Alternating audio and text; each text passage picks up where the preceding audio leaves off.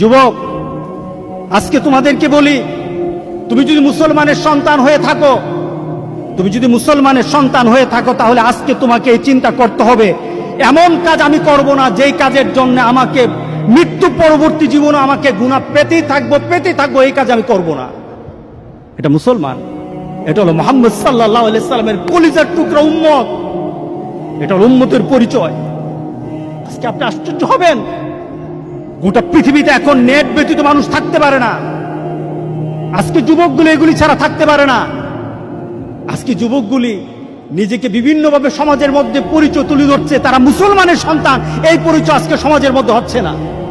যুবক, তোমার জীবনটা যদি, তোমার চলাটা যদি কুরআন এবং সুন্নাহ অনুযায়ী হয়, আল্লাহর রাসূল আর নেককার বান্দারা যেমন সুন্দর মৌত পেয়েছে, রাসূল সাল্লাল্লাহু আলাইহি সাল্লাম বলেন তোমাদের মৌত তত সুন্দর হয়ে যাবে, তোমাদের মৌত তেমন সুন্দর হবে।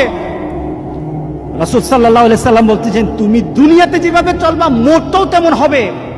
কোন ধরনের খারাপই যদি তোমার মধ্যে থাকে, তুমি যদি খারাপ নীতিতে চলো, তুমি খারাপ দৃশ্য নিয়ে চলো, তোমার হাতে খারাপ থাকে, তোমার ঘুমের সময় খারাপ জিনিস তোমার সাথে থাকে, তুমি তোমার বন্ধু বান্ধবের সাথে যখন আড্ডা দাও তখন তুমি খারাপ কোন দৃশ্য নিয়ে তুমি কথা বলো, তুমি তোমার বন্ধু বান্ধবের সাথে যখন কথা বলো তোমার ভিতরে খারাপ চিন্তা থাকে, তোমার মতটাও তেমন খারাপই মত হবে।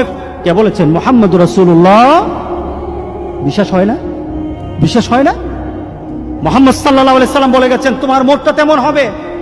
শুধু তাই নয়, কামা তামুতুন্না তুবাসুন,